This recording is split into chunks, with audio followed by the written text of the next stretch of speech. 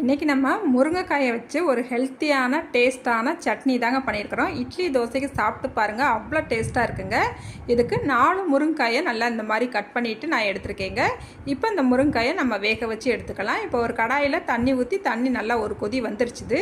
இதில் ஒரு 1/4 ஸ்பூனுக்கு மஞ்சத்தூள் சேர்த்துட்டு நம்ம கட் பண்ணி வச்சுருக்கிற முருங்கைக்காயை சேர்த்துட்டு மூடி வச்சு ஒரு 8 நிமிஷத்துக்கு மிதமான தீயில் வேக வச்சுக்கலாங்க.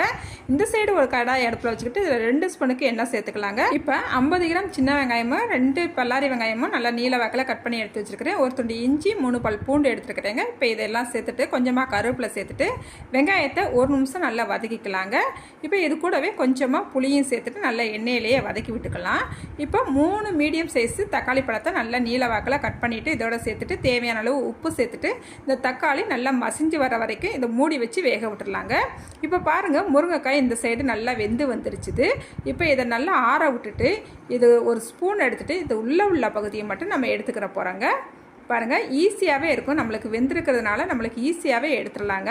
இந்த சைடு நம்மளுக்கு தக்காளி சூப்பராக மசிஞ்சு வெந்து வந்துருச்சுது. அதுக்கப்புறமா இதில் காரத்துக்கு ஒரு 4 வத்தல் சேர்த்துக்கலாங்க. சேர்த்துட்டு நல்லா கலந்து விட்டுக்கலாம்.